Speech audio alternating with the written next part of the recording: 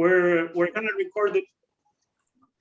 We're going to record all these webinars, and we are going to post them in our intranet, just in case you have other people that you think is adequate that he goes through this training. So please, just for the purpose of having a successful webinar, we kindly ask you to remove any distractions that you may have around you, to listen actively and focus on attentive. And by the way, we will have the Q&A enabled. The chat is enabled, but the Q&A is enabled. So the purpose of this webinar is to have a lot of questions and answers so we can share amongst all of us and learn from each other. So what we kindly ask you to do is, when we go through each one of the critical controls, please start your questions in the Q&A with critical control number 1, when the question relates to critical control number 1, critical control number 2, and the questions is about the critical control number 2, and so on. So we will remind those instructions during the webinar, and we will have more than half of the time for Q&A. So please stay put, and when we get to that portion of the webinar, we will answer all your questions. And you can also raise your hand and ask, and I will give you the mic. Everyone is on mute for the time being, but at the end, we will open the mics for discussion. So just a summary of the key topics that we are going to cover. So basically the why we have critical controls and why we want to focus the entire organization on implementing them. A recap around critical control management program.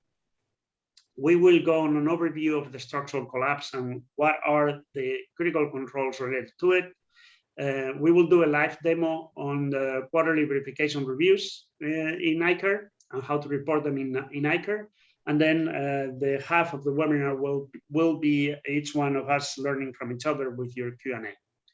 Let me introduce the panelists today. So we have Javier Alvarez, who is the HSC group lead person for this PUE, Priority Unwanted Event, Structural Collapse.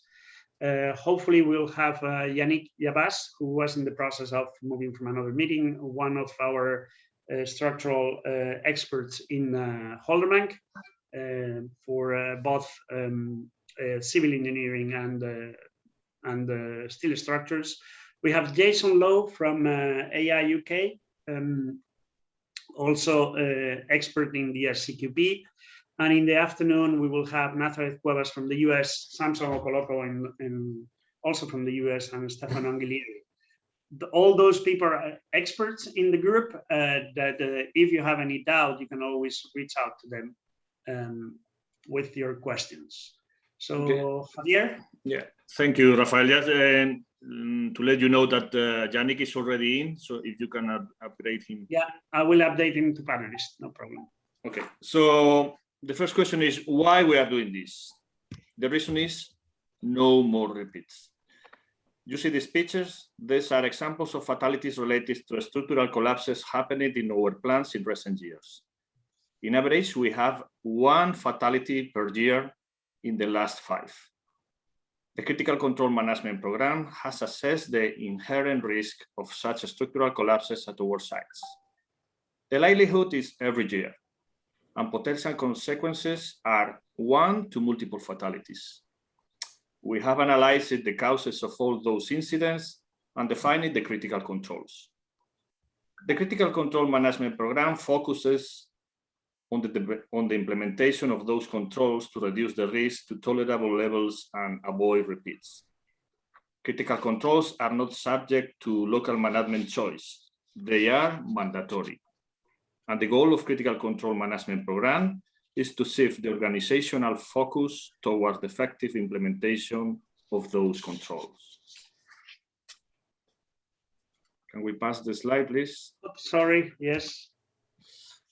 So in Q1, we share with all countries the results of the studies on our company data that led to the definition of the critical controls.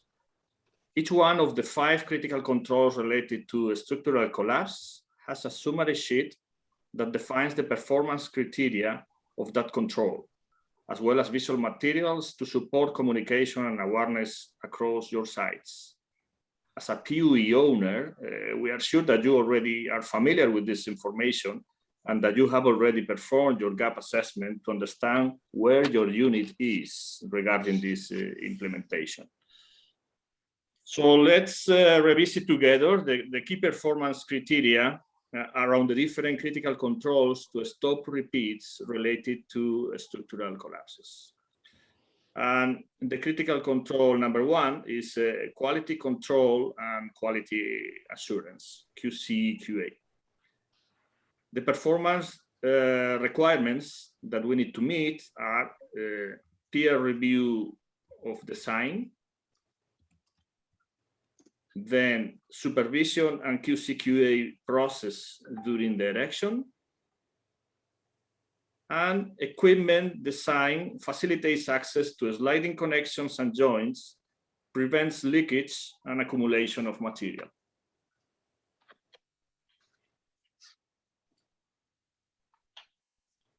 Okay. Some of the frequently asked questions related to this critical control are, do I have to perform a design review for every project or modification in my plant? I would like to ask Yannick to answer this question. I don't see Yannick as a panelist yet. Yes, I am in. Okay. I am in. I waited for this question. Yes, generally, yes, you have to make a review of the design in all modifications or in new structures. That review that is of course different. If you build a new silo, it will be a more extensive review than if you make a small modification where you can make an internal review. But it is important to review and to have a 4I principle to see that the assumptions taken by the engineer are correct, the loading is correct, and also the structural system is correct and adequate. Okay. I have another question, is how can I enforce appropriate design of sliding connections and joints? This is a thing you have to, it goes into the structural concept. Let's say for a simple structure, it is always important to have enough room to slide. One support is fixed and one is sliding. That is for a simple bridge or a simple walkway. So this has to be checked that it's not like on both sides welded or on both sides fixed, that for example temperatures or other environmental impacts can put additional forces on it. Thank you. And I will add, if you allow me, is that in our company, maybe we are not experts on civil structures, but whenever we are designing or we are in phase of implementing a new structure, we need to verify, to review with the designers, that could be a third party, that these sliding connections should be well identified, and in the future we will have proper access to it for a proper maintenance and cleanup. Yes, from our side, maybe we just say we define with the structural engineer that it has to be clear that where are fixed and where are slide supports, that the concept is clear. And one thing I would add here is also connections should never be the critical in design. The bottleneck or the capacity limit should be reached at the structural element, like at a beam, but not at the connection, because a connection can fail quick, while the failure of a bending element like a beam or so always shows signs up front. Okay, so now we have a poll that we are kindly asking you to answer. And this poll is based on the gap assessment that you have done in the first half of the year. You will have 2 minutes to answer the poll and also to type your burning questions that you have about this control that you have never dared to ask.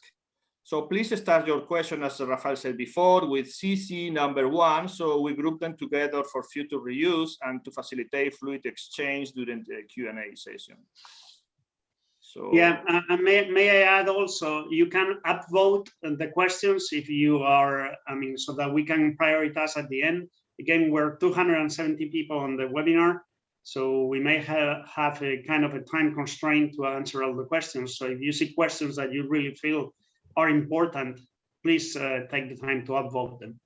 So the first poll, you have 3 possible answers. Let me initiate. The 3 possible answers are fully compliant, meaning more than 80% of compliance in this particular control. Partially compliant is somewhere between 40 and 80%, and non-compliant is below 40%. So please take your time to answer the poll, and we will share the results. And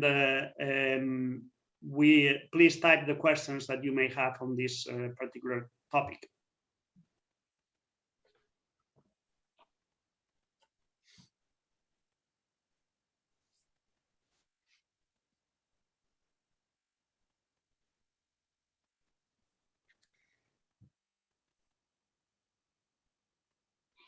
and remember, put the CC number 1 before your question, please.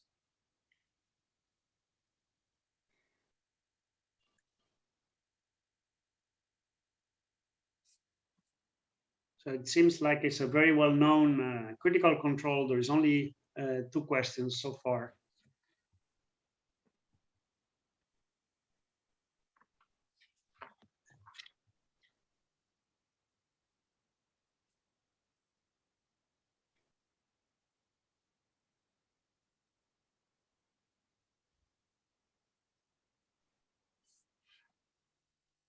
Okay, 30 more seconds to type your questions and vote.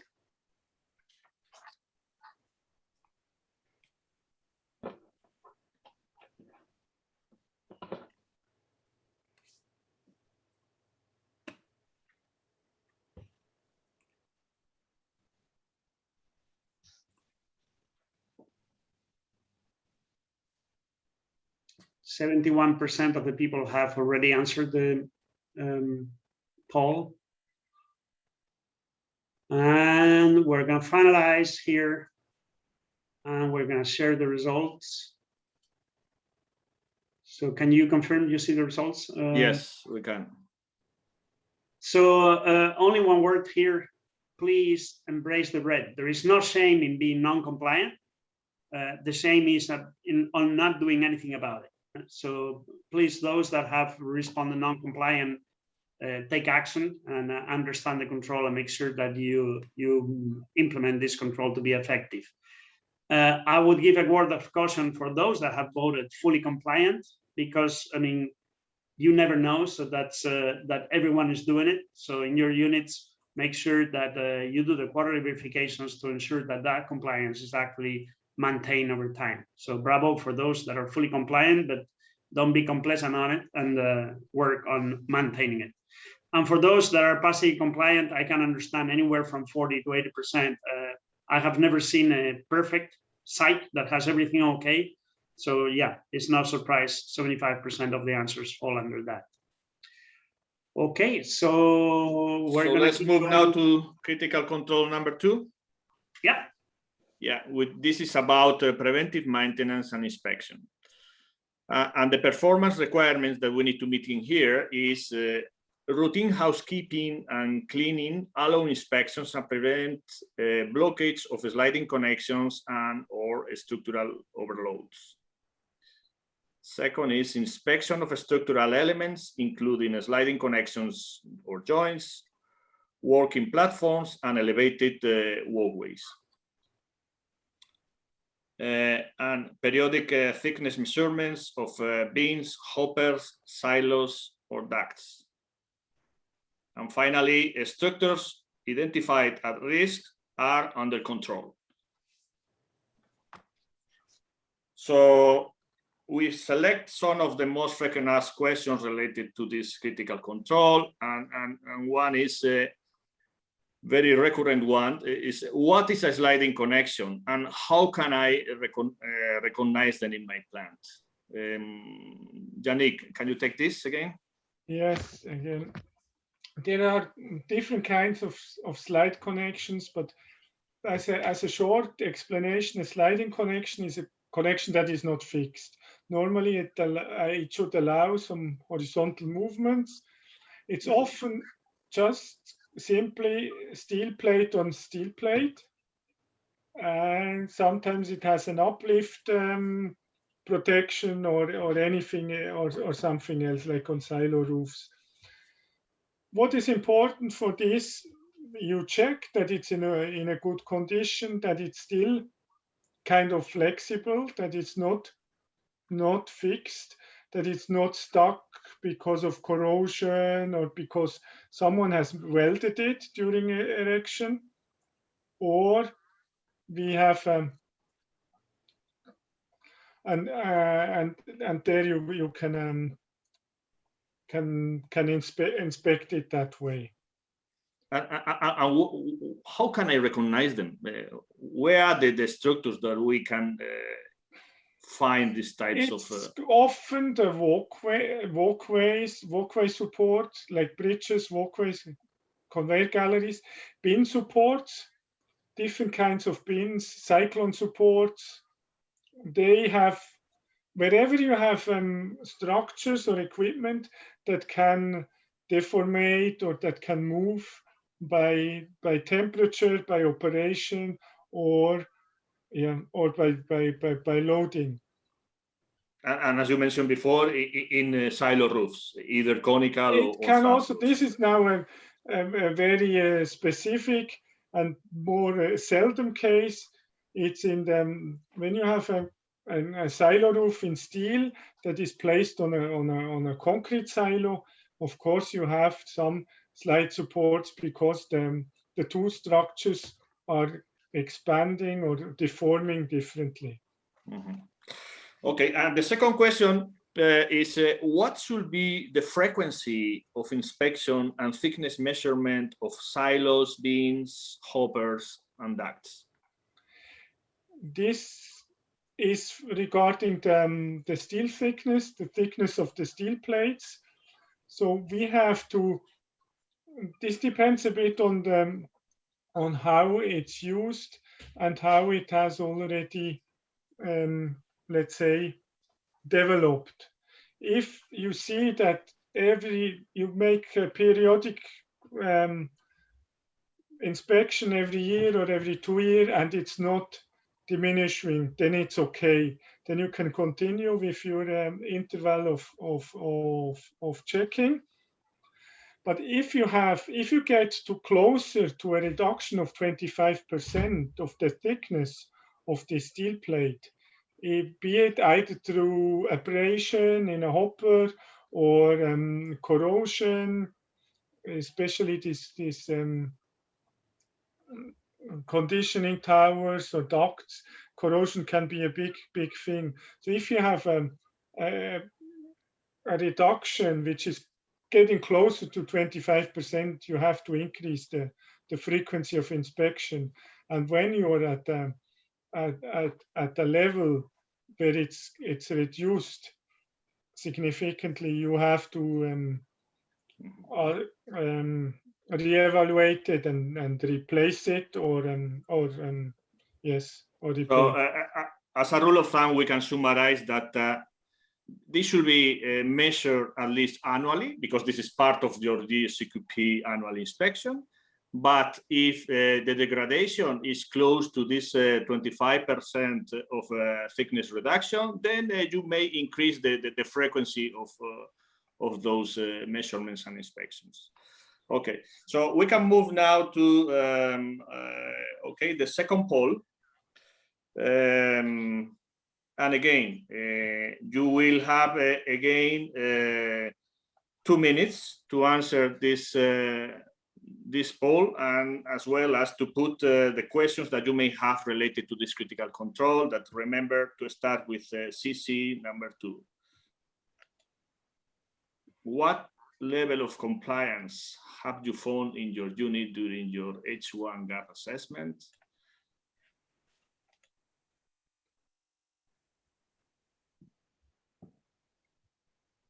So again, we will open the voting for 2 minutes. We're at second 38. And please ask the questions you may have around this critical control in the Q&A. We will come back to the Q&A at the end of the webinar.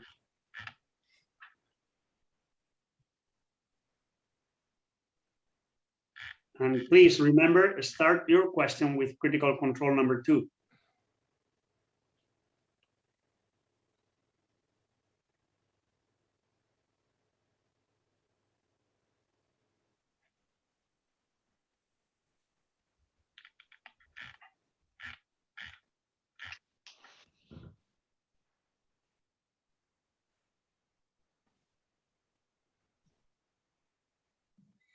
I already saw lots of questions on the sliding connections, and may I highlight, we did have one fatality on one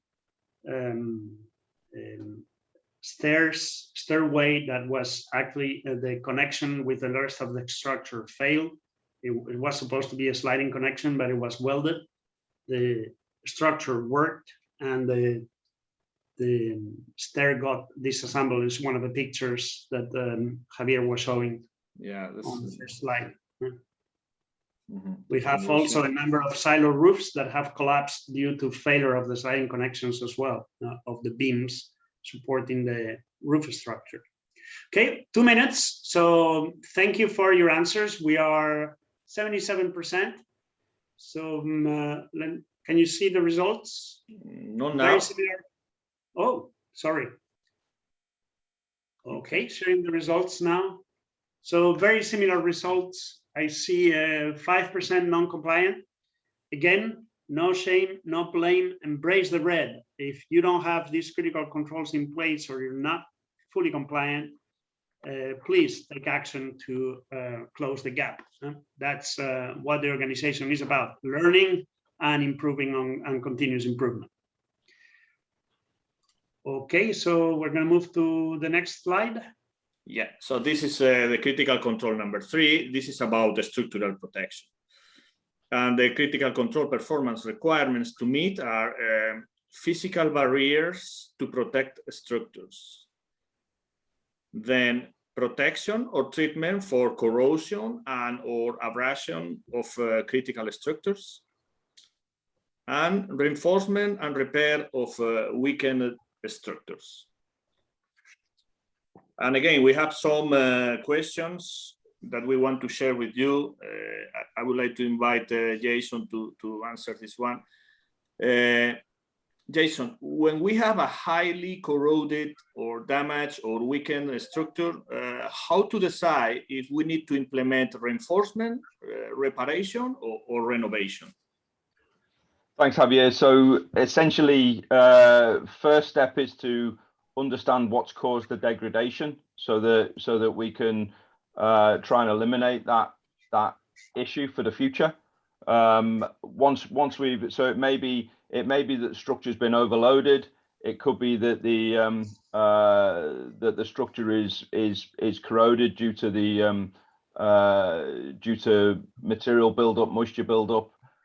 So we need to understand what's caused, or it could be physical damage through impact. So understand what's happened to the structure is very important, and then we can look to apply a corrective solution. The corrective solutions, what we should be thinking about when we're looking at how we correct this, is we should be thinking about the suitability of the corrective action and the effectiveness, the durability. How long do we think this corrective action is going to be valid for and last? Does the corrective action have any impact on our operation, how we operate? have impact on adjacent structures? That's all important, so that we don't potentially create a bigger problem by solving a problem. How are we going to maintain that corrective action, and also obviously what's the cost of the corrective action as well? So we need to factor all those things in. In terms of some of the common things that we'll experience in terms of structural protection, we might put in physical barriers. So they might be distance barriers, so that people and vehicles cannot interact with that structure. It's distance barrier. Another physical barrier could be that we encase the structure in concrete. So that's quite common for steel structures at ground level, is that we encase them in concrete, and that provides a physical barrier to get to the structure. Second point is around protection against corrosion. Typically that typically forms coatings. So that might be the paint protection that we put onto our structures. We might use galvanized steel as a protection, or similar to the physical barriers. We may decide to encase in concrete, and the concrete provides the protection to the steel. And then a third common one is abrasion within our structures, and typically we'll protect against abrasion with the use of sacrificial wear liners at those points of abrasion. The sole purpose being to protect the structure. Obviously, because it's a sacrificial wear liner, then to be able to protect the structure, we need to be monitoring the wear on that liner and making sure that it's changed out at a regular interval to make sure that it doesn't go through and start to impact and damage on our structures and deteriorate.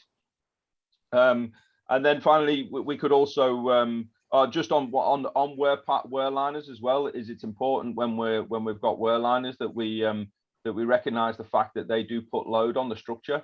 So one of the things that I've seen is that people, you might have a 10 millimeter specified wear liner as part of the design, and typically people may decide, oh, let's put a 20 mil liner in or something because it'll last longer. That can have an effect on the structure. It can change the load in design, add weight to it, and also if you're talking about hoppers, it can constrict the actual performance of the hopper as well. So it's important to understand, as I said earlier, that the solution we choose is correct for the structure and for the operation. And then finally, the reinforcement and repair of weakened structures. So again, it may well be in this part that we decide to add additional supports or bracing to ensure that the weakened structure is still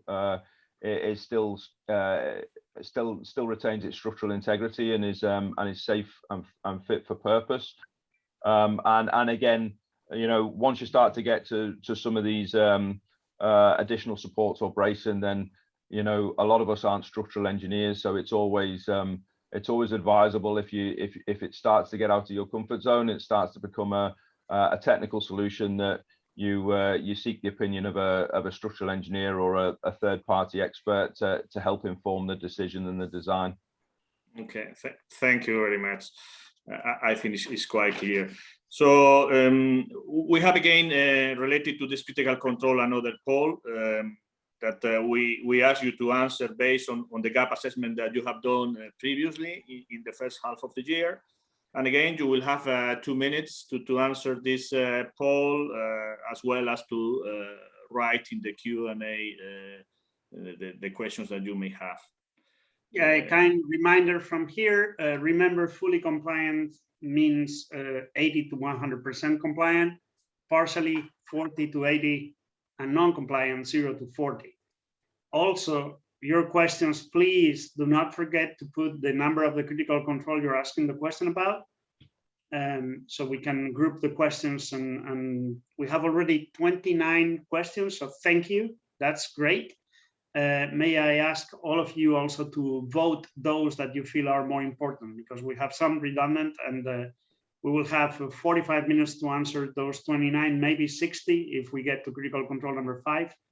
So please make sure that you upvote, because we will answer first the ones that everyone is upvoting. We will try to answer as much as possible, but those that we will not have time to answer now, we will do it later on, and we will publish in the intranet the answers, so everyone can have access to questions and answers. So how are we with the time? Timekeeper? 1:15, we have another 40 something seconds, 35. We have 68% of people voted.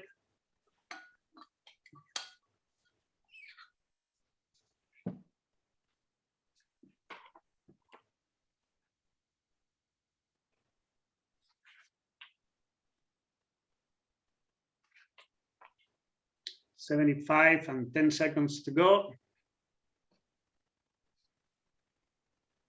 By the way, you are 235 to attend this webinar. Thank you again for putting aside some of your valuable time to attend.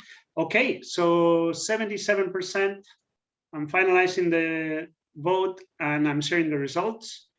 So again, very similar results as for the other controls, and I cannot insist enough, embrace the red. Make sure that when you find non-compliance or you're partially compliance, you identify those gaps and you act upon it. Okay, so let's move to the next slide. This is a critical control number 4. It's about safe operating limits. And the performance requirements that we need to meet here is silos, bins, hoppers are not loaded beyond safe operating limits. Process interlocks in place to avoid exceeding of operating limits, and roofs and platforms are not loaded beyond safe operating limits. We have again some frequent asked questions that we want to share with you. We move to the next slide, please. So one typical one is, my plant is old and we don't have access to the original design, drawings, and calculation. Will this require registry of walkways, roofs, platforms, galleries, etc., and having then access to understand low capacities of each? Yes, the answer is yes. And we know that this could represent a colossal work in some of our plants, but this is the only way to ensure that our personnel is walking and working on safe platforms and structures, and that those structures will have sufficient capacities for the intended tasks. Another question is, how can I carry out a safe inspection to elevated platforms and walkways that have been covered by material for long period and even for years? This is an undesired situation, but we have some plants with some areas that still have accumulation of material in walkways since a very long time. So material and dust accumulation have a double negative impact on the grading and the checked place of the platforms. The first is we cannot see. So we cannot see, we cannot assess, so we cannot properly establish what is the status, how are the fixations, if the supporting elements are appropriate and sufficient, if there is deformations, what is the level of corrosion, etc. And the second is that the accumulated material, it could have a high moisture content that will accelerate the corrosion and damage to the structure. So platforms and walkways must be assessed whenever possible, primarily from underneath, to verify the current status. Build-up material must be eliminated to allow visual inspection. And risk assessment must be performed to determine whether fall protection and which type will be needed to perform the safe cleanup or inspection activities on the mentioned platforms. So before sending somebody to that platform for which we are not sure is safe, we need to really assess the situation and to provide that person with all the protections to avoid any undesired incident. So again, we are going to launch now a poll that we ask you to answer based in your previous assessment in your plans. And then 2 minutes to respond this, to complete this poll, and as well as to put some, to write some questions that you may have regarding this critical control. And remember, start your questions with CC number 4. This time is 4. Yeah, we're running a little bit behind the schedule, so I will close the vote when we get to 77%. And please don't forget to read the questions and upvote. So we will answer those that have the most votes. We'll start with those, and hopefully we can get up to the very end. We have 37 questions, so that means you guys are actively listening. Thank you very much. And we will do our best to answer those questions. 71% vote, come on. Almost there.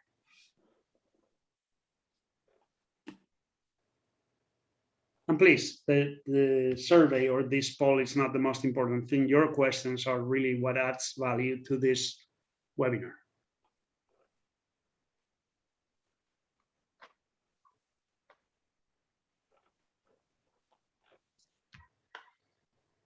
$174 answers are in.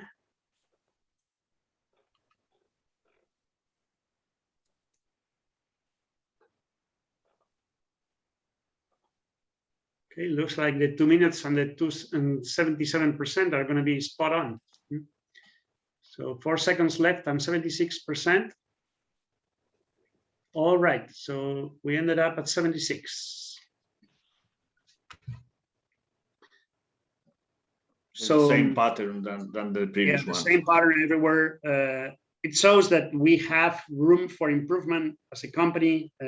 Being partially compliant on controls that are critical and save lives is something that we should act upon. So we count on you to close those gaps. Okay, let's move to the next slide. And the last critical control is about exclusion zones.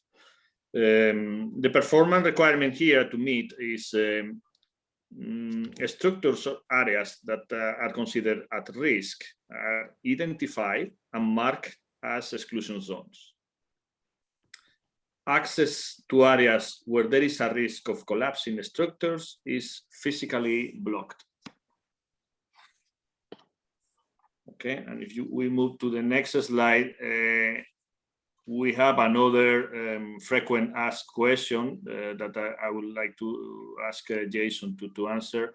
Jason, in my plant, there are buildings and structures mothballed and not in use since a few years. The area perimeter is currently barricaded and the access is controlled. Should we include these buildings in our inspection routines? Thanks, Javier. Yeah, absolutely. The any non-operating, decommissioned, mothballed plants should all still form part of the DSCQP annual inspection. All these structures, regardless of non-operating or mothballed, will still be subject to structural deterioration, especially over a number of years. One of the important things on this is is paying careful attention to when the when the asset is decommissioned or mothballed. You know, you can limit the amount of deterioration by housekeeping. So, you know, don't just leave it, empty hoppers, clean down the structure and leave it. The cleaner you can leave it in condition, the less you'll see deterioration of that structure. And a clean structure, non-operating, will last for many years without any additional cost or repair or intervention on that structure.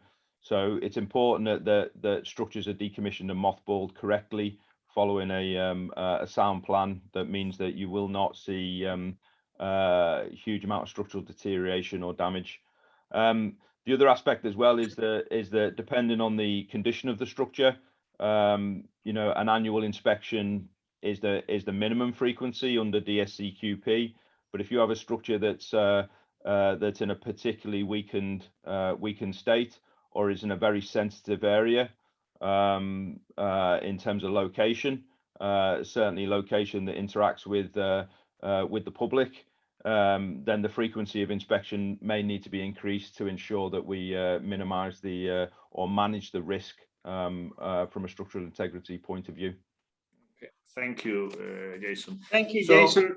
Before I launch the poll, Javier, I would like, I mean, this one, it really touches my heart because I was involved in a fatality investigation related to mothballed structures.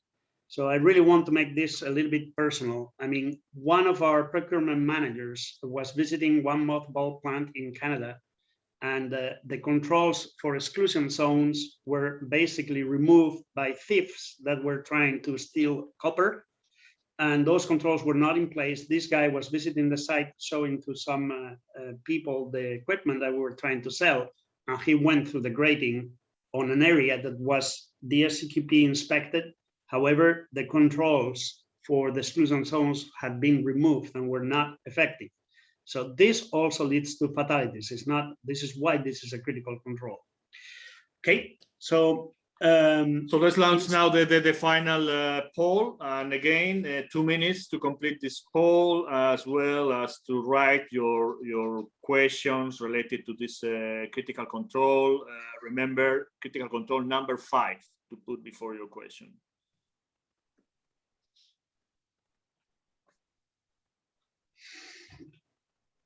Yeah, and by the way, if we don't get to answer all the questions, we have 39 and limited time. Don't be frustrated. We will give you, we are recording all those questions and we will take the time to answer all. Offline, I mean, if we don't get there today. All right, 64%, 65, and 46 seconds into the poll. So I need to gain some time. I will finalize the poll around we're 72%. Come on, 75 and we stop. 73, 74, give or take. Come on. All right, so let's 76%, thank you. So let me share the results. So on this one, surprisingly enough, we have very high answers of fully compliant. So this is great to hear. And those of you that are non-compliant, again, the message is embrace the red. I mean, take action to close that gap. All right, so next slide is on me. So give me just 1 second. I need to connect. Oops, okay. So when you went through the training, you were probably attending the training beginning of February when we launched the Critical Control Management Program. We spoke about the quarterly verification reviews, which is basically an additional managerial level to control those, to verify those controls. So the idea is a 4-step approach. First, choose the area that and the hazard or the control that you are going to verify. Select the people that are facing that risk and go with them on site. So visit the physical location, go and see, have the discussion with people, understand how those controls are already in place, are they effective, and then assess that condition. So the verification is about randomly selecting some areas, some people that are facing that risk, go in the field with them, discuss and review the performance of the control, and then agree on the action. Again, embrace the red. There is no shame if the control is not in place or is not effective. or blame. What we need to focus on is on the action to close the gap and implement. So hopefully I'm able to connect to ICAR. I'm going to go into the ICAR platform now. So you all have single sign-on login. So I'm now connected into SAI or ICAR. You see that I'm connected as a group general user. This group general user is a fake user I have created. Is a super PUE owner who owns all PUEs. So you will see that he will have lots of critical controls to verify. So what you have here in your landing page is either on critical control management here on the bottom left corner, you have access to your PUEs or the outstanding critical control verifications. You can also access the critical control management module by clicking on the workspaces on the top of the menu, and then select critical control management, and you have the PUE register, where you will find all your PUEs, the control verifications, where you will find all the verifications, and the control register, which actually has all the information related to the 35 critical controls that we have identified for all the PUEs in this program. So I'll start very quickly with the, I'll get here, outstanding critical control verifications, and oh, the page is empty. This is normal. All the critical controls are triggered by a calendar. The first due date is September the 30th, is end of Q2.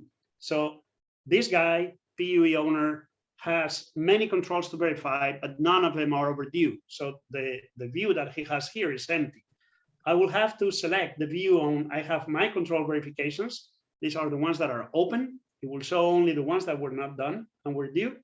And all control verifications will give you access to all of them. So let me go to my control verifications. Again, this is a super PUE owner. So he had 35 different verifications assigned for Q2. And you see there's 28. That means that 7 of them were already implemented. So I'm gonna search for one on structural collapse here.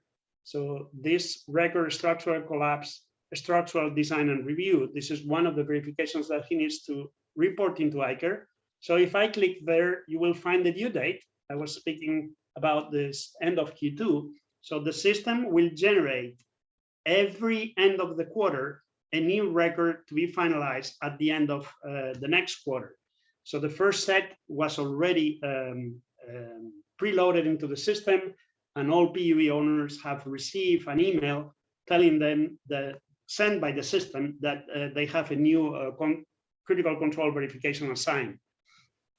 So you see in this case, the PUE owners, the general user from the group, you have the priority unwanted event general information here. The control implementation, they were all uploaded on the 1st of July. This one was created for training purposes on the 7th, but you will see that they were created all on the first day of the quarter. And going forward, you will have those emails on October 1st, on January 1st, telling you you have a new critical control verification record to report, and you have till the due date that is on the email. So, and then for each one of the critical controls, you have the checklist here, where you have a set of questions that is predefined, that was shared with you in your Google form at the beginning of the year. These are the precise same questions. So in the case of structural integrity design and review, you see that you have the 3 questions here. You only need to report whether the control is effective or non-effective. So you see that if I have 2 non-answer and 1 answer is non-compliant, if I go beyond 40% of the answers, okay, is 67%, so it's above 40, you're partially compliant. If it is 1 is non-effective, you see the same math that we created for the polls. So below 40% is non-compliant, between 40 and 80 is partially compliant. And if I click on everything okay, above 80%, it will give you 100% and compliance. Okay, so you have some little live buttons here that will give you access to the posters and visuals that we created for the critical control. You can also have access to the summary sheets. So you have the referential of what are those controls about what is the performance criteria. Whenever you answer non-effective, you can actually enter a comment here to explain why the requirement is not effective. So you can, we're not going to make any use of that at group level, but it's just for you to keep trace of what you found. So if the control is effective, you can still add a comment if you want by clicking on this little bubble and entering the controls here. You can add pictures, you can add whatever you want. So once I have finalized reporting my control verification, I can also assign actions. So you have the action submodule here, and I can add any corrective action. I will not develop that because it works exactly as any other action into iCare, but you can assign the owner of the action, the due date, the action summary, the priority, medium, high, low, urgent. And then you can add comments. And important, you need to close the record in order for that verification to be finalized. So you can either click on this calendar if you want to make it today, or you can click if you're coming after several days and you say, let's say I did it on the 11th of July. So I put the date, I click that the verification is complete, and I save. Okay, your critical control verification reporting in iCare is now done. That's all you need to do. So basically answer these 3 questions, and that's it. Okay, so this is how you control you report the critical controls verifications into iCare. So I'll go home again, and now let's say you want to see how your PUE is behaving. You want to look at your PUE. Again, this is something that will be corrected. It should be corrected in the system. So we still have some glitches. So you see here, again, this is a super PUE owner. So he has all 8 PUEs assigned to them. So you see that there is a record number for each one of the PUEs at each and every unit. And you have the owner, you have the name of the unit, you can see how the due dates for the different critical control verifications and the control verification records. If you open that PUE, you will see several tabs here. The ones that you need to focus on is the details and the current controls. The details are very simple. You basically have who has identified the PUE, which in your case is whomever filled the Google form to pre-config the system in your unit. You will have the location, you will have some information about the country. Your name will be shown here, PUE owner, and you will have the risk, the inherent risk assessment, the one that Javier was doing. This is the risk in our company. So the PUE structural collapses, in absence of controls, the likelihood is likely. It happens once every year in average. And the consequences are anywhere from major to catastrophic. Major is being at least 1 fatality, and catastrophic is multiple fatalities. So may I remember in 2007, we did have a multiple fatality due to a structural collapse. So that's where you find the general information around this PUE. The one that you really want to focus on is this one, the current controls. By the way, this module is based on ISO 31000 risk management, for those of you that may be familiar, but you don't need to know that. The system is quite intuitive. So you can look at the current controls here. If I don't remember which one we look at the structural protection. So if I open any of these controls, what I will see is the owner, and the owner is the owner of the control. So good news for you guys, it's not yet active, but within the next 15 days or so, we will solve the issue. You can delegate the ownership of the control to someone in your organization. So we understand that the PUE owners are not masters of all trades, and some critical controls may be very technical, and you may have some other people in the organization that may be the ones actually owning that control and checking. So the PUE owner owns the PUE, but the critical control may be owned by someone else. You can type here that someone else and save, and he will be the one that will be owning the control going forward. So then you can see the control status is current. There is an alternative, is when we decide that that control is no longer active, we can put as obsolete. But for the time being, you don't have writing access. It's something that the admin guy will do. And then you can see all the verification activity. So you see here, there's only one verification available that happened on the 30th of, sorry, that happened on the 8th of July. And it was due date 9/30/2021. Now, there's only one here. In the future, let's say 1 year from now, you would see the condition of all the verifications and that have happened ever since the program was launched. So if you click on the verification here, you can also see the results that were reported by the person assigned for the verification. So the next thing you need to know is that the critical control owner can also assign a person, a different person, to do the verification activity. So this is, in a nutshell, where you find all the information on your PUEs once you have started reporting the critical control verifications into ICARE. And with this being said, I'll go back to the slides. And I think we're gonna now move. Oh, by the way, you also have these verifications available in Rome, so you can do it from your cell phone or tablet. And you also have a couple of environments in the presentation where you can test in the system, in a test environment, for you to play and understand how it works. And then you also have the link to production if you don't know how to access ICARE. So we're gonna go now into the Q&A. So we have 50 questions. I was not far away from what I anticipated. So 51 questions and half an hour to answer. So I just want to add, if you allow me, Rafael, that you may have also questions related to the ICARE tool. Correct. Mm-hmm. So I'll start with the questions that have the highest number of votes. So we have one from Daniela Nekula. What are the usual instruments for thickness measurements? Kindly please give us some examples. So any of the experts that may volunteer to answer that question?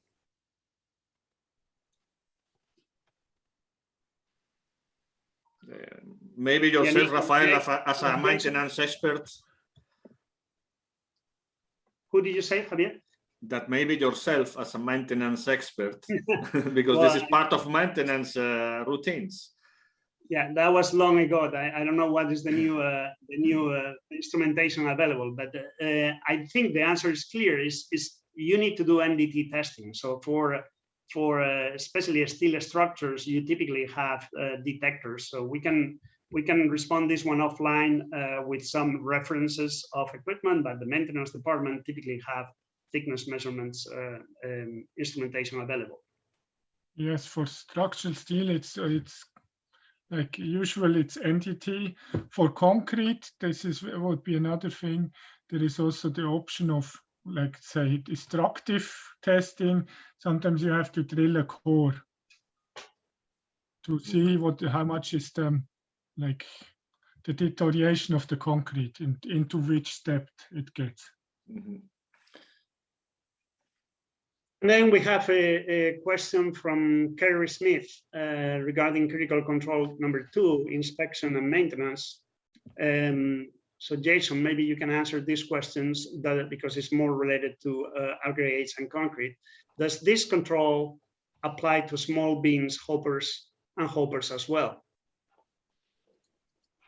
Yeah, essentially the controls apply to any structures. So again, you know, the definition, it all comes down to the definition of a structure in terms of anything that we've got on our site. So it doesn't matter about the size of that structure.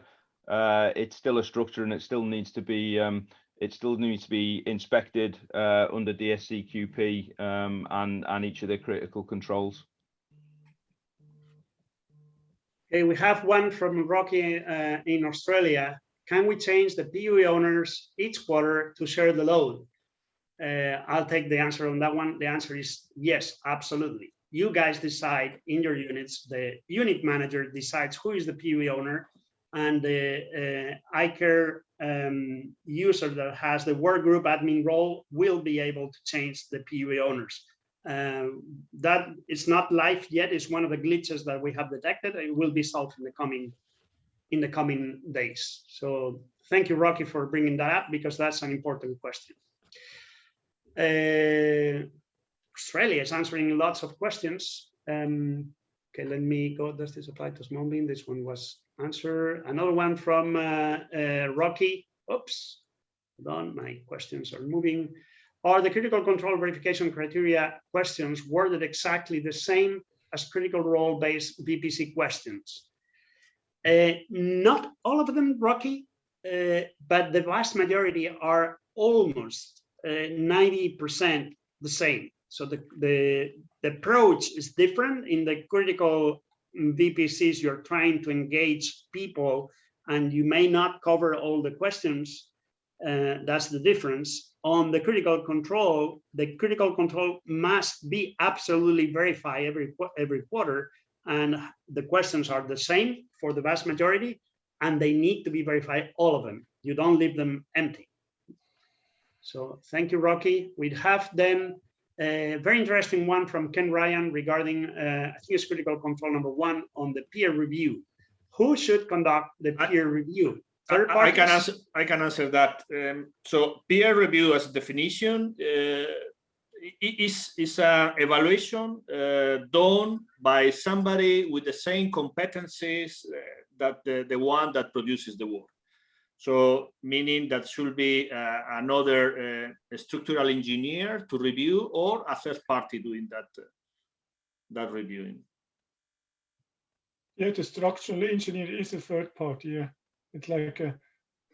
But I mean, if within the organization there is somebody with competence enough to perform this review, it's also valid. What is important also with the peer review, it's that the peer reviewer is not reporting to the contractor, to the same contractor as the engineer. For example, there is a big turnkey supplier taking the job, and then he has the engineering, he's responsible for the engineering. He shouldn't be also having his the peer review under his scope. It should be independent, and that was not always like this in the past. So you mean that this is our verification? We don't. No, it's not the contractor doing this verification for us. It should be independent, legally independent from the engineer. Mm-hmm. Okay, so we're moving on with another question from Australia. Does the system provide us, for everyone who is on the call, Australia engaged in the journey of critical control management long before anyone in the company? They were the first. So they are pretty mature and advanced with quite interesting and outstanding results. So the question from Australia is a very sophisticated one. Does the system provide us with a residual risk rating, to describe risk rating when controls are in place?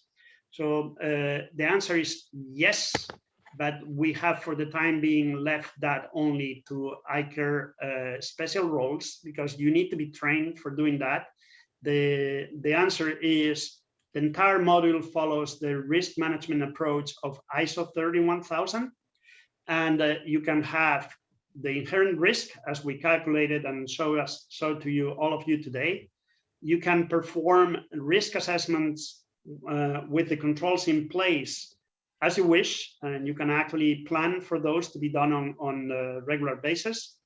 And even more than that, you can actually set up your target risk and plan the controls to be implemented to meet that target risk. So you could define the risk appetite in your organization, put a target risk, and work on the controls to meet that target risk.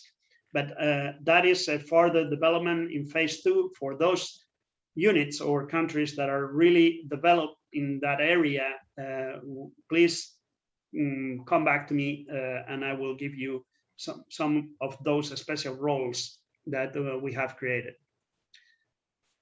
Okay, we have a question for Ranim. It's also related to the program, so I'll take the answer. Some critical controls in the different standards are not applicable for ready-mix. So how can we resolve this issue? Okay, Ranim, I'm not sure which are the controls you're referring to. not all the PUEs apply to ready-mix, but when you have one PUE that apply to ready-mix, the vast majority of the controls apply to ready-mix as well. So if there is anyone that you feel doesn't apply to ready-mix, please come back to me and we will review, because it's we went through the critical control in the launching phase. We had pilots involved in the countries, and this remark never came out. The only issue that I may see is if by error a PUE that does not apply to ready-mix was actually uploaded into the system. That could be possible. Okay, so we have another question from Alexandros Siganos. Is accessibility to a sliding connection included in the standard design criteria? Maybe Yannick can answer this one, or Javier. Sorry, I didn't hear well, Mike. I'm really not sure. I'm not sure if it's if we have a specific requirement on the standard design criteria, but it's an excellent point, because the design criteria is to be reviewed from time to time. I think that next year will be reviewed again, and if it's not there, that will be a good point to add. But it's every 2 years there is a new revision of the design criteria. Yeah, Alexandros, by your name, I think you're from Greece. I know in Greece you had some roof collapses in silos in the past, and I know for sure that the particular case of sliding connections in the roof beams have been actually integrated into standard design criteria. And I know that our PM&E team now allocates some windows to inspect and visit those sliding connections in the silos. This, as we learn through this process, we're integrating all those learnings from incidents into the standard design criteria. So very good question. I appreciate that one, Alexander. Okay, we have one from Lalit Pandey. What is the frequency of the thickness check? I think this one was already answered, so I'll go very straight to it. Minimum frequency rate is yearly. This is the DSCQP standard requirement. It's in the standard, it's mandatory, at least yearly, minimum requirement. As Yannick rightly said before, if you see, I think it was Yannick, if you see that your thickness is going down and you're reaching dangerous levels, then you need to increase the frequency. We have a lot of questions regarding sliding connections, and one of them here from Kerry is, do you have a picture? I don't have it here right now. Maybe Javier, you have some and you want to share. But the other question is, are they, or do we have sliding connections in quarries? Jason, you want to answer that one, or Yannick?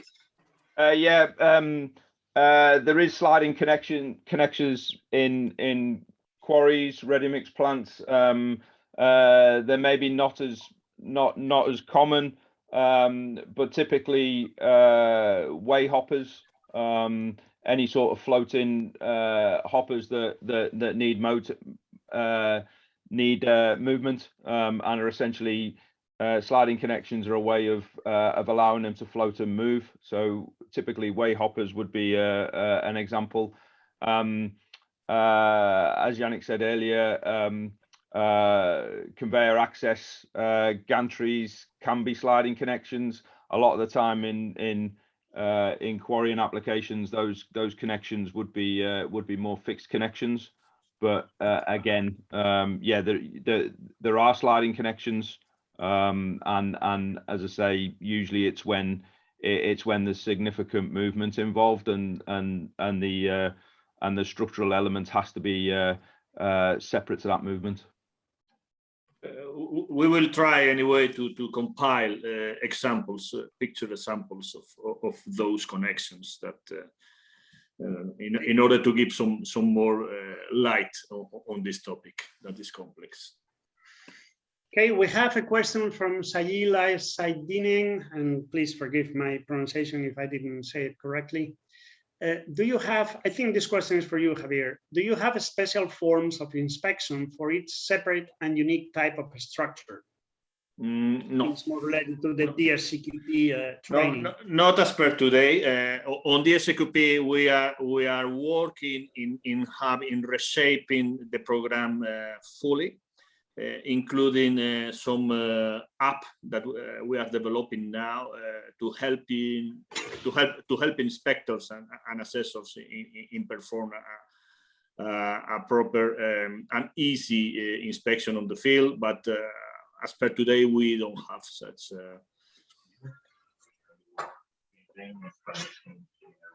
And it will be launched very soon. Yeah. There is a question again from Sayil Al Saidinen. Could you send us the critical control questions with answers as a soft copy?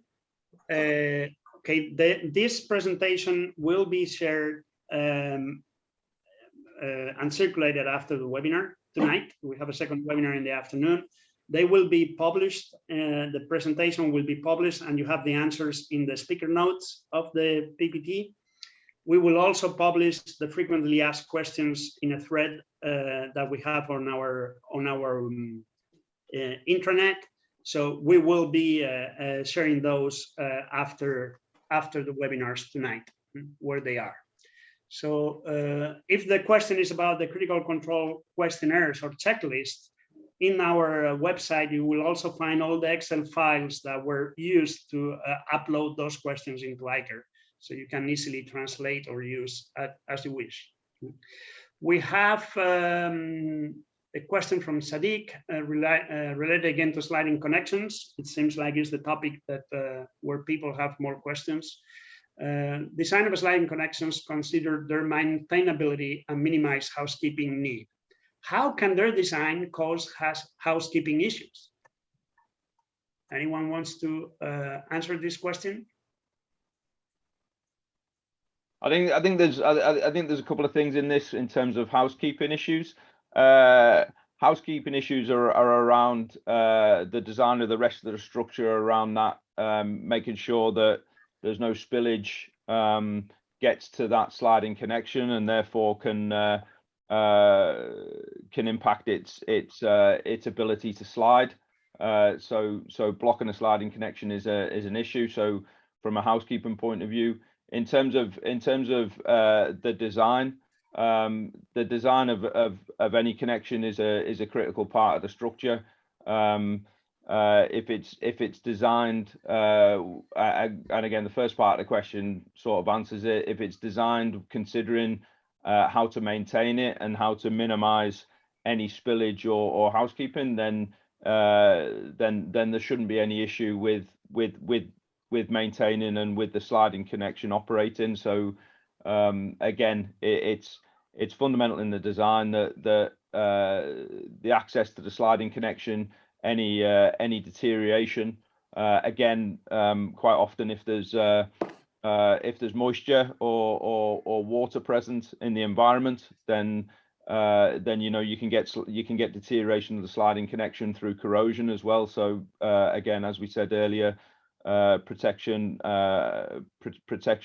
coatings of sliding connections again is another key criteria in terms of the housekeeping of them. But I was thinking that not in all cases, but in certain cases, in the design, we can think in something to cover or to protect that sliding in a way that is not exposed to that dust or that accumulation, and at the same time it allows an easy access for inspection and maintenance. As I say, it's not always possible, but we need to rush. We will take those again. We will take some of the questions offline. We're not going to get to the end, so sorry to rush everyone. We have 5 more minutes left before we get into the wrap up, and we still have lots of questions. So please, I'm asking everyone to be concise in the answers. So there is one question from Paul Hillier. Maybe Yannick, this is for you as an expert in design. Critical control number 4, how much additional capacity should be designed into the load limits?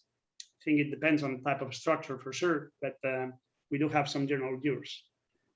So you want to answer this question, so yes. But what is it exactly meant? I think you always have in design a certain amount of safety factors. That depends a bit on the norm. But as an example for a bin, would you have three safety factors? One is for the material. You have variety in the material, so you assume a load on the higher side. Then second, you will have on the loads a safety factor.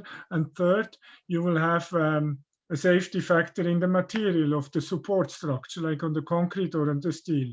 And so there is always a safety factor. But you cannot just increase the load and say, yeah, we still have a safety factor. That is not working like this, because the safety factors are in the norms to guarantee a safe design. It's not. Okay. Okay, so Sajid, I know you're volunteering to answer some of the questions. You're on mute, so if you unmute yourself, you should be able to answer. I'm clearing the question, Raphael, so it's easy for you. Yeah, and stay close to the mic because your audio is not good. Okay, so I'm just clearing the questions, not answering myself, but yeah. Okay, so there's another question from Kerry Smith. What is a gallery? I think it's more of a breed North American English question. I mean, it's typically also we use gantries. So are those structures that are walking platforms supporting also conveyors, for instance. That's what I would call a gallery. So any other expert that wants to add a little bit more on that? So pan conveyors, belt conveyors that have walking platforms and that are at the same time supporting the structure of the equipment and serving as walking platforms. So I guess experts were happy with my answer. Yeah. The next one's for me. It's just a different terminology. Yeah, it's a difference in lingo from Brit or South African, Australian, and American. There's a question from Faith Kurt. How do we get our login into iCare? So if you don't have access to iCare, if you have a Google account, a Gmail account, you have single sign-on. You should be already enabled to have access to iCare. If you don't, you need to contact your country admin. So you'll have an account created for you. On the slide that I'm showing on the screen, you have the link to iCare test and production. If you click on those links when you receive the presentation, you should be accessing iCare. If not, that means that you don't have an iCare account and you need to set a ticket to IT or ask your iCare administrator in the country to create your account. So we have another one from Daniela, who has several votes. What does exactly mean peer review? I think we answered that before. We already answered. Yeah. Okay, so let me just do some cleanup work here. Well, we have one about the sliding connections. What are they? I think we answered that. What is peer review again? Okay, so sliding connections, lots of questions on sliding connections. So I think we've got a challenge there. We need to give you some additional info. So there's another one from Nick Thomas. Is the thickness check required to be visual check, or it need be a digital thickness measurement, NDT? I think we already answered for steel structures is NDT, typically ultrasounds or other means of measuring thickness. For concrete, you may need to do core drilling. Okay, again, place some pictures about the sliding connections. There's one from Cynthia Aru. Does the manufacturer specify a maximum corrosion allowance? Can any one of the experts volunteer to answer this one? I mean, typically a manufacturer wouldn't, because there's so many variables with regards to where the structure is placed as to the corrosion. So again, is the structure being placed in a marine environment, which will be subject to corrosion a lot faster than if it's a non-marine environment. So again, there's a lot of variables. Sure, if you go through with your manufacturer or supplier from a user requirement specification point of view, and you work through all the variables, then potentially the manufacturer might take those on board and give you some sort of corrosion warranty or guarantee. But typically no, because there's a lot of variables that impact on rates of corrosion. Okay, so I'll take a very candid question here. Javier, is for you here. Kevin is asking, what does DSCQP stand for? DSCQP is a Design, Safety, Construction, Quality Program. So it's a mandatory program that we have in Lafarge Holcim, or in Holcim, sorry. We have one from Daniela on the DSCQP program. She's asking, critical control number 3, weakened and fragile structures are repaired and or reinforced. Who is going to take that decision? The DSCQP engineer? Yeah, that's in relation of the answer that Jason was doing previously. I don't know if you want to add any other remark on this, Jason. Typically, it will start with the whoever's done the DSCQP inspection. That will be where the issue is raised. Then it will become typically become more of a wider business decision with the person responsible for that structure or that site, who often isn't the DSCQP engineer. And then again, there'll be potentially there'll be peer review and potentially third-party external review as well. So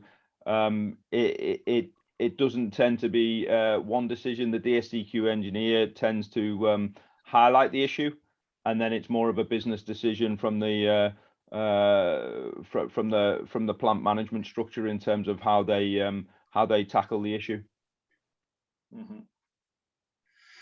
Okay, we have 5 more minutes left and still 44 questions to be answered. So we will not be able to address all of them. So I'll pick 2 or 3. There's one about the program, and this one I own it as a corporate HSE, is from Anton Meso. Will DSCQP procedure and CCM procedure taken as one process unified, or will it stay as a separate processes? Okay, we have a DSCQP, a PSM, Structural Integrity Management Standard, that's coming soon. The standards are different from the critical control management programs. The standards have many different controls in them. The critical control management program focus on a handful of controls. The DSCQP standard requires a yearly in-depth assessment and inspection of all the structures.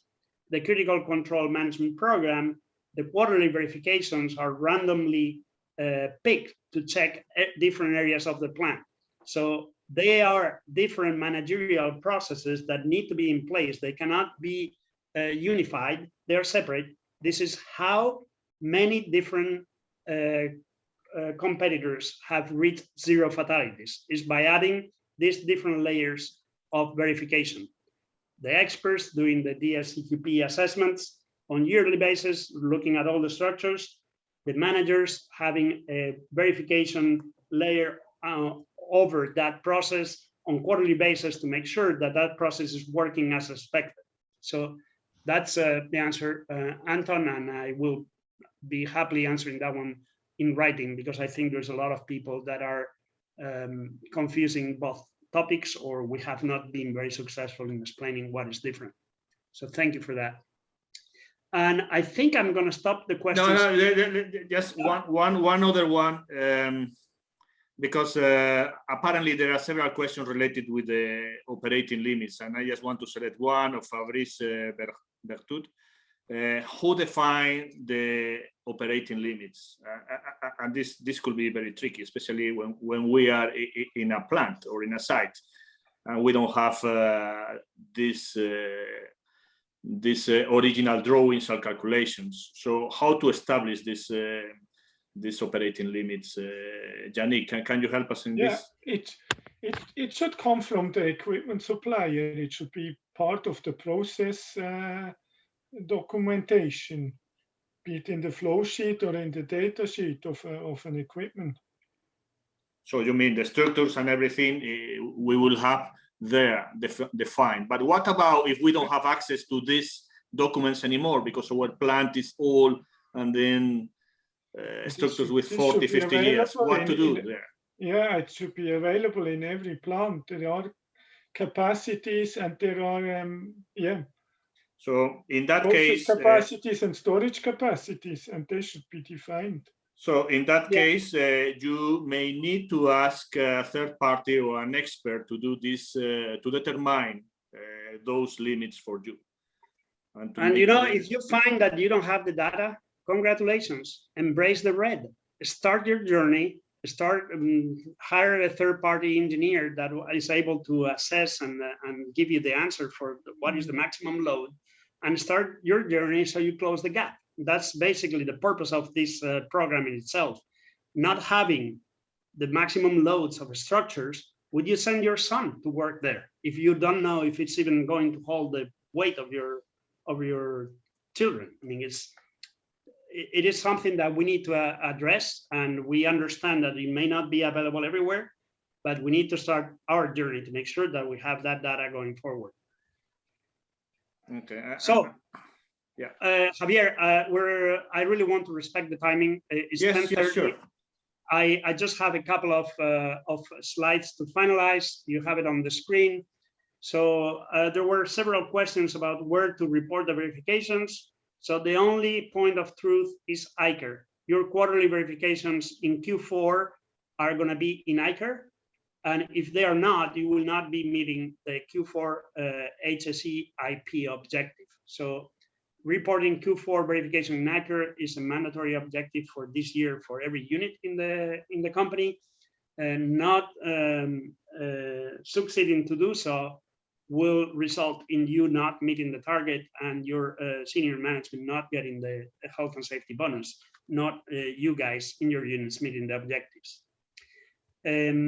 Number two, again, embrace the red. The purpose is not about reporting. Reporting is a tool enabling to detect the gaps and take action upon it. So build your action plans also into ICAR to address those gaps. We will be looking at the robustness of those action plans. If you are reporting that you're not compliant and you have no action, you will agree with me, there is a problem. I mean, we really want people to embrace the red and start addressing some of the gaps. The loads are one of them, for instance. And the third objective that we have for this program worldwide is to meet the goal of at least one critical VPC per every 4,000 hours worked. The good news is that we're getting a lot of traction. I just look at the figures from June, and end of June, we basically perform nearly 5,000 critical VPCs in the system, which basically doubles the number that was reported since February to May. So a lot of traction on our way to meet the target. We really want you guys to succeed in this program, not for getting the bonus, but to stop the repeats. We really need everyone to be engaged in this program and make sure the verifications are happening and those gaps that you find are being closed. Okay, so we're gonna adjourn now. Just a reminder on the webinar objectives. So now you should understand the requirements of the critical controls to avoid structural collapses. You should know how to conduct a critical control verification and reporting to ICAR. If you face any issue, you have access to our website with quick guides and other materials to help you perform. you know the answers to the most frequently asked questions, and we will be publishing the answers that we're giving during this webinar and the one in the afternoon. And hopefully you are now a critical control expert and you're at your unit. So please start your journey. You can start already verifying and reporting the verifications into ICAR for Q3. They're not mandatory. It's okay if you don't get them done into Q3, but if you have beyond Q4 verifications in ICAR, that will be a sign for a very high performance or HACCP, so above and beyond the objective. So I would like to thank every one of the panelists, every one of the experts, and Javier, or the experts, if you have any closing statement, please. The name of the participants will also be shared. We'll send a survey to gather feedback from you. We hopefully have created or starting on our way to create a network of experts on structural collapse, and you can help each other succeed in our goal of 0 repeats. Thank you very much, everyone.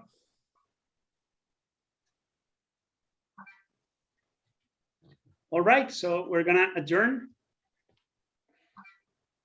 Thank you, and see you later. Thanks, everyone. Take care. Thank you. Thank you. Thanks. Take care.